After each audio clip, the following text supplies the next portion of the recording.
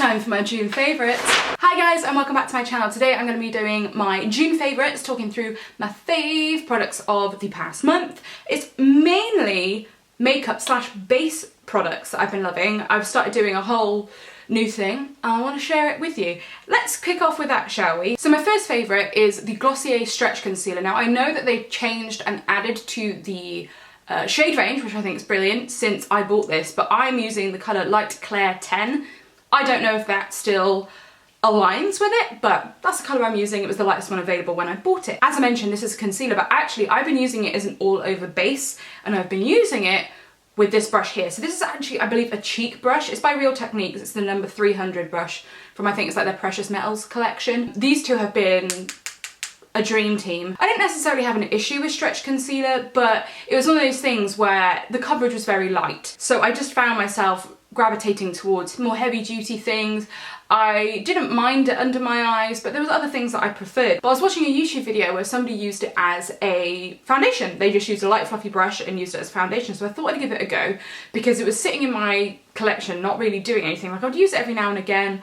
But yeah, and actually I dug it out and I used it, and I have used it every single day since. So this is the brush I've been using, as I mentioned. It's small enough to obviously fit in the pan and sort of blend all over the face. And what I'll do is I will sort of blend it with this, but then I will sort of make sure it's all patted in with like the warmth of my fingers. And what's great about this is, so I shear it out by using a brush and sort of really blending it in. But then if I say have a blemish that's coming through or what have you, I then use my finger and then just like direct into the pot with my finger and then use that to cover it, which I find, because obviously it's the exact same shade, it works really well sort of layering it up in that way, because, you know, if I'm using my finger directly into the product, it has more pigment available and it's sort of, I'm able to pinpoint it, which I really like.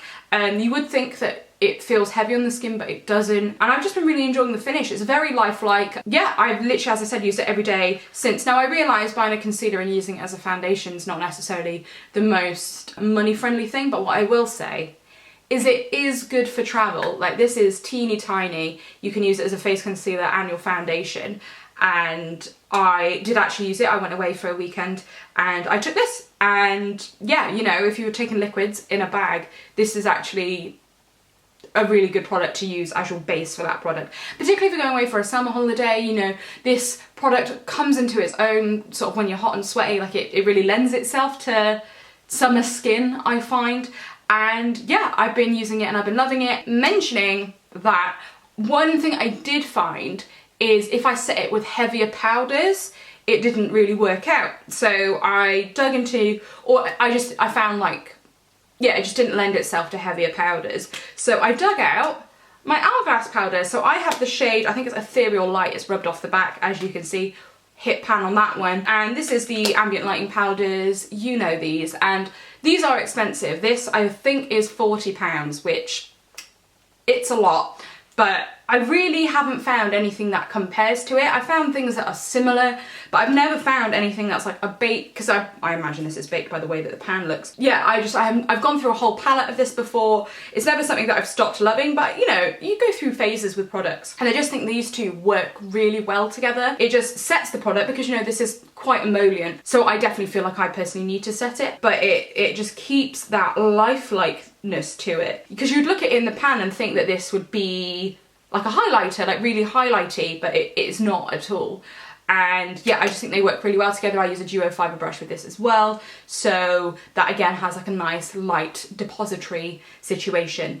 And yeah, I've just been loving the look of it. And then to set it all, I've been using this. So this is the new Beauty Pie Fresh Glow Breathable Setting Spray. Now this is actually a more or less empty bottle. I've absolutely raced through this, but because of Beauty Pie's pricing, I believe this bottle's a £5, so, and how much do you get? You get 50 millilitres. I know I've spoken about setting sprays on here before and how I don't like to spend too much money because I use them all the time, but then arguably I should spend more money on them anyway. It is fragrance for sure, but I haven't found it's irritating my skin or anything, and I really enjoyed using it. I think it's a nice comprehensive setting spray at a good price point. So I did want to mention that because it is a newer product from Beauty Pie, so if you're wondering about it, I'm a fan. And last on the makeup front, I have a lip product to talk about. It's what's on my lips today. It is the Lime Crime Plushie in Marmalade. Now I know I've spoken about Butterscotch before. When they first came out, these are the two colours that I bought, and I did gravitate to Butterscotch more. So this is, as you will be able to see, a little bit more orange and a little bit brighter, and I found that it just looked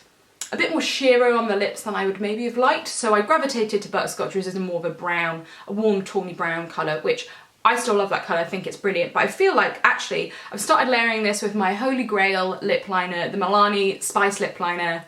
Again, got that on today, and I found like having that underneath and then having this almost as like a lighter colour to highlight the lips is actually looking great. And I've been using this kind of like, it's almost like my summer colour, and then Butterscotch will be sort of like my autumn winter plushie. I really like these liquid lipsticks. I think I've never heard anybody else talk about them, and I think they are phenomenal. I feel like the Velveteens were kind of before their time, and now the formula, it honestly feels outdated, to be honest. You know, it is that traditional really thick, oh my god, listen, can you hear that dog? There's a dog that lives like way over the road, like on the main road, who is aggy non-stop if anybody walks past when he's outside.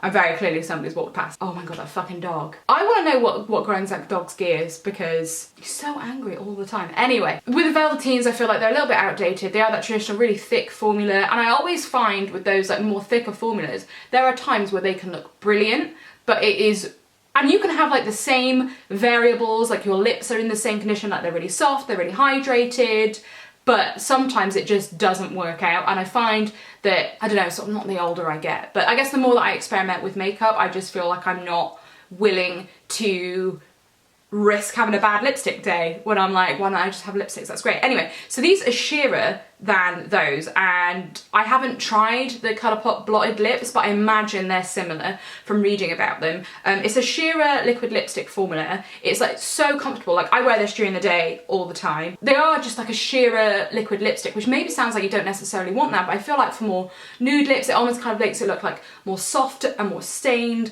thus plushy. And I just think I always love the choice of colours that Lime Crime make. I always think they nail like alternative, I hate it, but it's true, and they nail alternative colours. They always have colours which are wearable. I mean, sometimes it's like bright green and stuff. They're just a little bit different. They're not your standard lipstick, and yeah, I really like this one. For me, it's just, oh my god, for me this is definitely going to be like my summer nude. I can see that happening, but also I really want to try, they have like a red one. It's like this like orangey tomatoey red called Sorbet, and I'm really tempted to buy it because I just feel like that would be a beautiful summer red. Anyway, but yeah, big fan. And I do have a body product to talk about. This is by Neutrogena. This is their Hydra Boost body cream, their body gel cream with hyaluronic acid. Now I was absolutely suckered in with the hyaluronic acid side of things. I'm a big fan of hyaluronic acid. I use it in my skincare routine, and it sort of says on the front like inspired by face care and all this stuff, and I was absolutely suckered into this. But I thought, you know what, it's Neutrogena, it's a big bottle, and it's really not that expensive. I think I actually got it on offer as well. I can't remember how much it is. I want to say around the £5 mark, but it's been phenomenal. And the thing is, like, I know they put enough hyaluronic acid in it to say that it's got hyaluronic acid in it, but either way, it is a phenomenal body cream, and particularly for the summer, I think it's really good. Again, because it mentions that gel texture, I find it soaks in really quickly, but also it makes my skin so soft. I feel like, you know, with body butters and stuff like that, that is definitely more akin to sort of a winter climate, because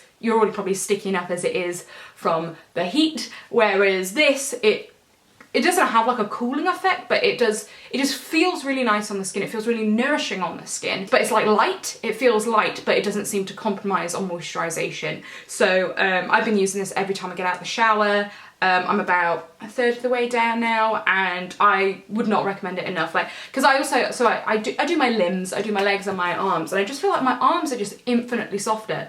I would 100% recommend. I think it's really great. As I said, it sort of soaks in quite easily, and I think it's brilliant, and particularly for the price point as well, I would 100% recommend. And last but not least, I have a fashion favourite.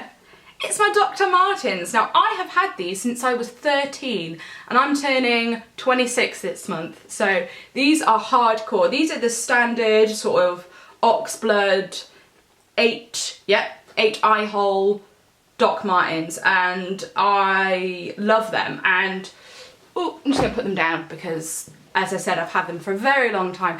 I've just been really getting into wearing them for a long time. As I said, I've had them since I was 13. For a long time, I sort of didn't do the laces up properly and kind of thought that was a look, which now I'm like complete opposite. I'm like really tighten them up. And you may have noticed that because of the type of shoe they are, they don't have a zip on the side or anything. They can be a pain in the ass to get off and on again, which is almost sometimes why I didn't wear them as much as maybe I would have. But what I do is I unlace them 4 holes, which sounds like a ball ache, but honestly, that is quicker. And the way that I've laced them is I kind of like loop it round, so it doesn't take that long. That is quicker than trying to struggle them on with all the holes done up anyway. So that's my top Doc Marten wearing tip. But yeah, I've just been really enjoying them. Like, I've been walking a lot more, so sort of having a good shoe that I can walk in has been fun. I didn't actually take them to download because the weather was just horrendous and I just wore wellies the entire weekend. But yeah, I would 100% recommend a good pair of Docs. I have been trying to wear in their sandals. I do own a pair of their sandals, but my God, are they cruel on your feet. So I actually might try and wear them today. Anyway, we'll see. I think that's it, you know. I feel like I've kind of raced through. Oh, my hair is so flat today. I left my back combing brush at my boyfriend's house and, as you can see, flat AF. Anyway, that is everything for me. I hope you had a fantastic June. I hope you have a fantastic July.